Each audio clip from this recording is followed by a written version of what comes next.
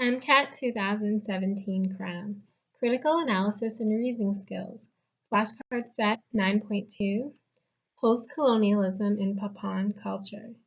As you view the reading of this passage, you'll notice highlighted sections of text. What I want you to do is garner meaning from these specific selections in order to find the support, the textual support that is, to answer the 2 reasoning beyond the text questions that follow the reading of the passage. Okay? So when you get to these questions, you'll be required to extrapolate the ideas in the passage, which will be mentioned in the question stem, to new situations specified in the answer traces. And to answer successfully, it's going to be important for you to understand the assumptions underlying the article and how new information may shift the central thesis. So good luck and happy reading.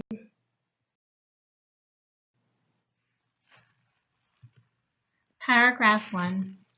Vincent Airy's novel, The Crocodile, is the coming-of-age tale of Hori, a member of the Turipi coastal people of the Gulf District of Papua, who reaches manhood against the backdrop of Australian colonial rule. This novel gives the foreigner encyclopedic information about commerce, education, and history of the tribe, about the vegetation and village life, about marriage customs and rituals. Indeed, much of the narrative is devoted to providing the reader with a thick description of Turipi customs and practices based in the village of Movit.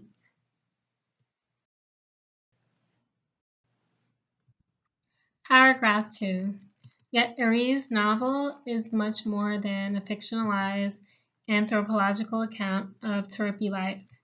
The Crocodile gives dramatic form to the devastating entry of white man's civilization into the Papuan universe and presents us with a society at the verge of disintegration. The narrative proceeds along 2 arcs. Arc meaning a curving trajectory or path, one relating to the tribal laws and their internal contestations, and the other, the decomposition of those already fluid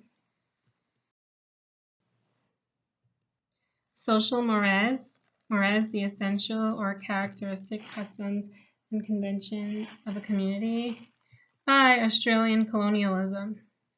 The first arc revolves around the mysterious death of Hori's young wife, Mituro, presumed to be taken and killed by the eponymous crocodile, and involves the complex actions and motivations of sorcerers, Misiri, men thought to be tribesmen from a neighboring clan. The second arc consists of the hardships endured by the Papuans under the Australian colonial government. They are exploited as domestic workers and as labor for government officers, Keops, who regularly patrol the interior in an effort to pacify and civilize the natives. The literary tension produced by the 2 narrative arcs constitutes the novel's profound critique of the effects of colonial rule. Notably, this is a novel where the enchanted world shares narrative space and ontological meaning related to ontology, and is the philosophical study of the nature of being, becoming, and existence, like why are we here on Earth, stuff like that. Reality with Euro-Australian colonial and capitalist realities. In its most commented upon scene, Hori wages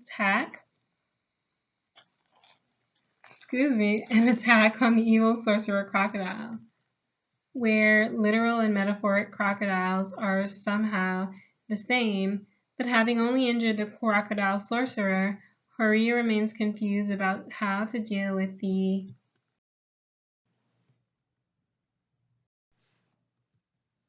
Misiri he holds responsible for his family member's death.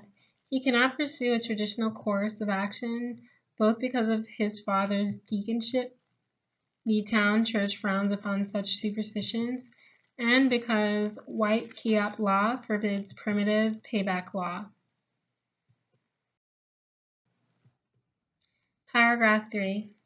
Significantly, Australian colonial laws are not the only authority Hori encounters. Despite Hori's suspicion of white ways, he comes under the spell of the white man's commodity culture on a visit to the colonial capital of Port Moresby. His father and uncle buy clothing and some canvas sail.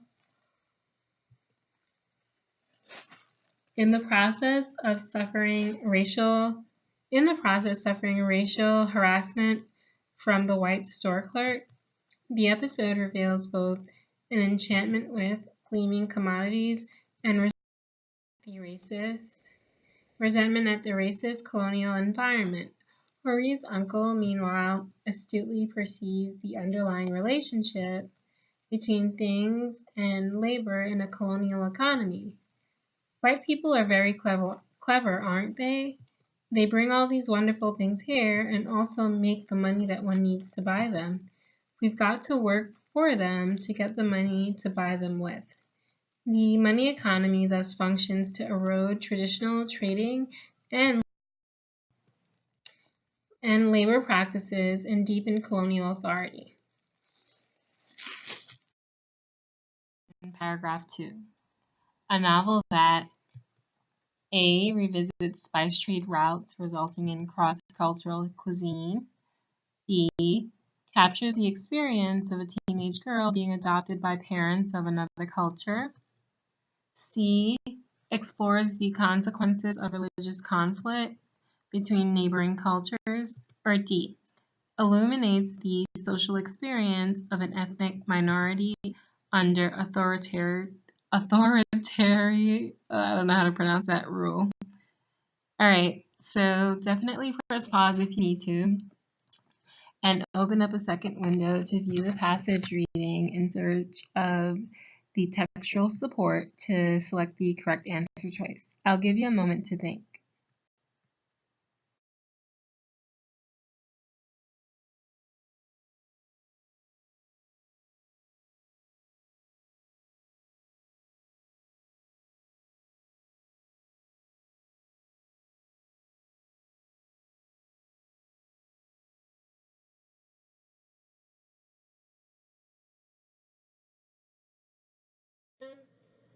The literary tension, okay. The new situations in the answer choices. To do this successfully, we have to understand the assumptions underlying the article and how any of the new information presented in the answer choices may shift the central thesis of the passage, all right? So the literary tension mentioned in paragraph 2 refers to the two thematic arcs the passage author believes are brought to the fore in the crocodile novel, okay? The first arc involves difficulties in navigating tribal customs expressed through events surrounding the death of Hori's young wife. The second arc consists of difficulties the Papuans experience under the Australian colonial government's new social and economic systems that are being imposed on them. So you are therefore looking for an option that presents a similar theme that involves a new authority, one, imposing new cultural values and customs onto someone that is already struggling to adapt to an initial set of customs, all right? So answer choice A, trade routes resulting in cross-cultural cuisine would imply cultural enrichment rather than cultural tension. Answer choice C, the consequences of religious conflict between neighbors would involve competing religious values and beliefs, but would not always entail one culture imposing its customs onto another.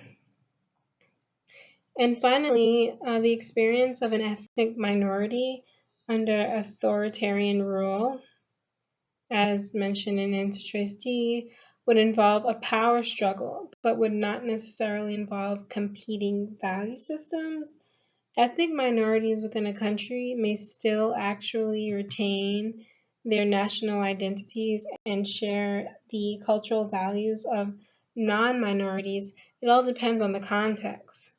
But as answer choice B explains, adoptive parents represent a new authority whose own values and customs become imposed upon a child still learning the ways of their birth culture.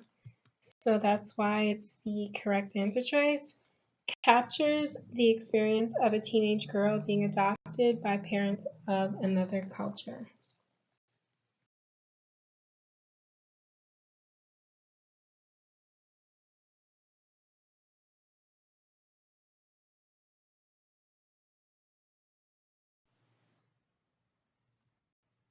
Suppose most people in modern Papua identify with particular clans and observe tribal laws. The author of The Crocodile will view this as A, negative, considering the economic and social progress anticipated by colonialism. B, negative, a sign that Papua has not been able to recover from colonial rule. C, positive, a sign that Papua is as balanced both modern and traditional values. Or D, positive, a sign that Papua was able to resist social disintegration under colonial rule.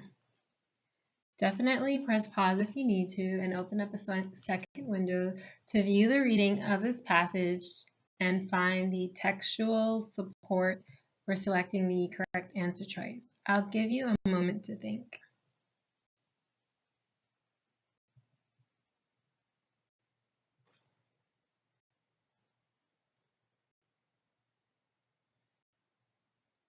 All right.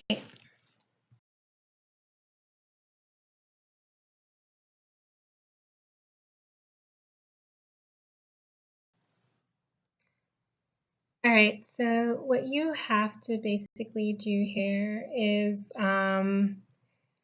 extrapolate the ideas in the passage mentioned in the question stem to the new situations specified in the answer choices, okay?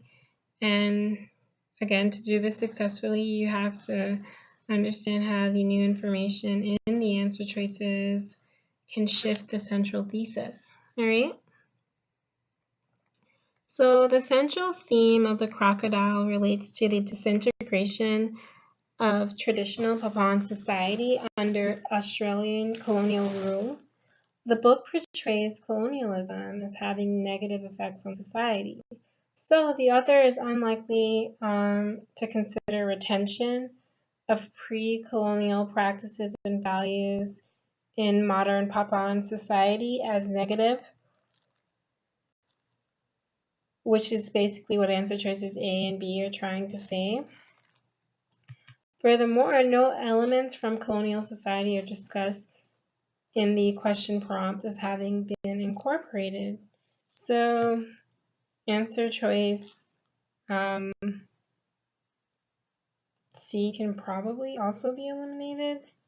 Because the author views the entry of white man's civilization into the Papuan universe as devastating, the author would likely view the retention of pre-colonial practices and values as a positive outcome, okay? So answer choice D is the correct answer choice. Positive, a sign that Papua was able to resist social disintegration, not integration, under colonial rule. All right.